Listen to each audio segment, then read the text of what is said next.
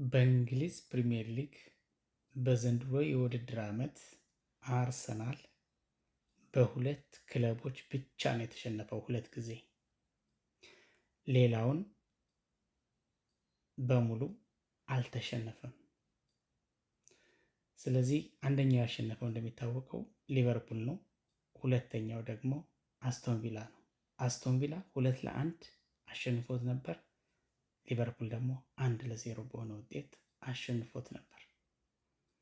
ስለዚህ አስቶን ቪላን ድጋሜ አግኝቶ በሜዳው አስተናግዶ 4-1 በሆነ ሰፊ ውጤት ረምርሞ መልሶታል። አሁን ተራው የሊቨርፑል ነው እያሉ ናቸው የአርሰናል ሚዲያዎችም ሌሎችም ገለልተኛ የዓለም አቀፍ ሚዲያዎች። አርሰናል እንደሚታወቀው የራሱ የሆነ ሚዲያ ያለው፣ የቴሌቪዥን ሚዲያ ያለው፣ የሶሻል ሚዲያ ያለው። እዛ ላይ የሚወጡ ዜናዎች የሚያመላክቱት ምንድን ነው? አርሰናል ሊቨርፑልን ለመበቀል ማሰብና መዘጋጀት ብቻ ሳይሆን ሙሉ አቅሙ አለው፣ ያን ያደርጋል እያሉ ነው በእርግጠኝነት።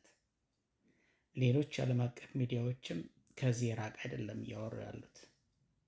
በእርግጥ ሁልጊዜ እንደምለው እኔ እግር ኳስን እርግጠኛ መሆን አይቻልም። አንዳንዴ ደካማ ታች የሆነ ቡድን መጥቶ ቶፕ ፐርፎርማንስ ላይ ያለውን ቶፕ ሌቭል ላይ ያለውን ክለብ ሊያሸንፍ ይችላል፣ ነጥብ ሊያስጥል ይችላል። የሆነ ክለብ የእግር ኳስ ተወዳጅ ባህሪውም ይሄ ነው።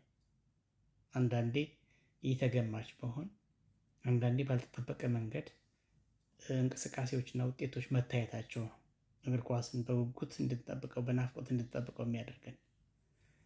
ነገር ግን የቡድኖችን ወይም ደግሞ የክለባትን በወቅታዊ ፐርፎርማንስ መሰረት በማድረግ መገመት መተንተን ይቻላል። በምክንያት ይሄኛው ቡድን ያሸንፋል ብሎ ከጨዋታው በፊት ቅድመ ግምት መስጠት የተለመደ ነገር ነው። የእግር ኳስ ጸሐፊያን፣ ተንታኞች፣ በዓለም ላይ የታወቁ የእግር ኳስ የስፖርት ጋዜጠኞች ትንበያ ይሰጣሉ። ስለዚህ በዛ መሰረት በዓለም ላይ ያሉ የስፖርት ሚዲያ ጋዜጠኞች የራሳቸውን ግምትም እያስቀመጡ ነው። ስለዚህ ብዙ ግምቶች ወደ አርሰናል ያደላሉ።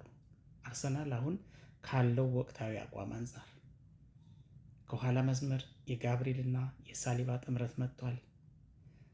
ሂንካፔም አለ፣ እነ ቲምበር አሉ። ማለት እነዚህ ሁለቱ በሌሉበትም ሰዓት ጠንካራውን የኋላ መስመር አይተናል። በተወሰነ ክፍተትም እንዳለ ሆኖ መሀሉ ሙሉ ነው።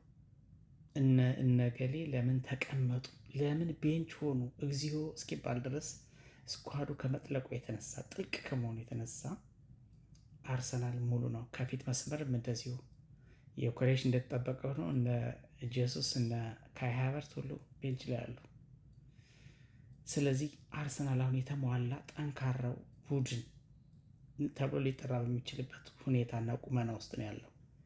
ሊቨርፑል ደግሞ እንደሚታወቀው ነው በተከታታይ ነጥብ መጣል መሸነፍ ስራው ሆኗል። አሁን በዛ ላይ መሐመድ ሳላ የለም ከፊት ኢሳቅ ተጎድተዋል። ቡድኑ እንዳጠቃላይ ፐርፎርማንሱ ጥያቄ ምልክት ውስጥ ነው። አርነ ስሎት እንደውም ሊባረሩ ይችላሉ የሚል ጭምጭምታ የበዛበት ጊዜ ነው። ነጥብ ከማጣቱ በቡድኑ ውስጥ የውጤት ቀውስ በመከሰቱ ምክንያት ማለት ነው። ስለዚህ በእነዚህ ሁሉ ምክንያቶች አርሰናል በውድድር ዓመቱ ያሸነፈውን ሁለተኛውን ክለብ መልሶ ለመቅጣት ለመበቀል ዝግጅቱን ጨርሷል ነው የብዙዎቹ ሀሳብ፣ ትንታኔ እሱ ነው።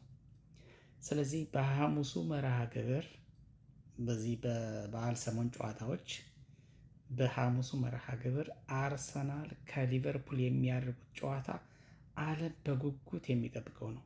በእርግጥ ከዛ በፊት ነገ ማለት በሮብ መርሃ ግብር የሚደረጉ ጨዋታዎች አሉ። በርከት ያሉ ጨዋታዎች ናቸው የሚደረጉት። ነገር ግን በሐሙሱ መርሃ ግብር የሚደረገው የሊቨርፑልና የአርሰናል ጨዋታ ዓለም በጉጉት የሚጠብቀው ነው። ግምቶችም ቅድም እንደነገርኳቸው በዚህ ልክ ነው። አርሰናል አሁን መልሶ ሊቨርፑልን የሚገርፍበት እልሁን የሚወጣበት ጨዋታ ነው የሚሆነው የሚል ቅድመ ግምቶች ከዚህም ከዛም በርግተዋል። በእርግጥ የኔም ግምት ከዛ የራቅ አይደለም። እርግጠኛ መሆን እንጂ ማልችለው ቅድመ ግምት ገምት በባል አርሰናል ይህን ጨዋታ አሳምሮ ያሸንፋል ብዬ ነው የምገምተው። ለማንኛውም እግር ኳስ ተገማች ነው፣ ተለዋዋጭ ባህሪ ነው ያለው። በሜዳ ላይ ምን እንደምንመለከት እርግጠኛ መሆን አንችልም። ያልጠበቅነው ነገር ሊከሰት ይችል ይሆናል፣ አይታወቅም። ለማንኛውም አርሰናል አሁን ከተከታዩ ሲቲ በ6 ነጥብ ርቆ የሊጉ መሪ ነው። ሊቨርፑልን ቢያንስ ነጥብ ከመጋራት የወረደ ውጤት የሚገኝ ከሆነ ይዳብራል። ኦፍኮርስ ሲቲ መፈረካከስ ላይ ነው፣ ጉዳትም እየፈተነው ነው። ቢሸነፍም እንኳን ይህን ጨዋታ ስቲል የ3 ነጥብ ልዩነት አለ። ያን ያህል አሁን ስለ ዋንጫም ስለምንም በ6 ነጥብም በ10 ነጥብም ቢርቅም ገና ብዙ ጨዋታዎች ስላሉ አሁን ብዙ ማውራት አይቻልም በዚህ ሰዓት ስለ ዋንጫ። እኔ አይደው ነው አንዳንዴ ስለ ዋንጫ ሲያወሩ ሰዎች ይገርሙኛል። በዚህ የነጥብ ልዩነት 5 እና 6 ጨዋታ እንኳን ቢቀር ስለ ዋንጫ ማውራት ልክ ነው ብዬ አላስብም እኔ። ምክንያቱም ገና ከ38 ጨዋታዎች እስካሁን ገና 20 ጨዋታዎች ናቸው የተደረጉት። ቀሪ ጨዋታዎች በጣም በርካታ ናቸው። ስለዚህ አሁን እንዳው የድሮ አርሰናል ቢሆን ኑሮ ስኳዱ ሲሳሳ የሚሸነፈው ቲም ቢሆን 2 ሽንፈትን ቢያስተናግድ እኮ በቃ ደረሰበት ሲቲ ብሎ እንደማውራት ነው። እና ስለ ዋንጫ በዚህ ሰዓት ማውራት ተገቢም ልክም አይሆንም። ለማንኛውም የአርሰናል እና የሊቨርፑል ጨዋታ ዓለም በጉጉት የሚጠብቀው ነው። እኔም በበኩል የምጠብቀው ነው። እስኪ ከጨዋታው በኋላ ምን ሊከሰት ይችላል?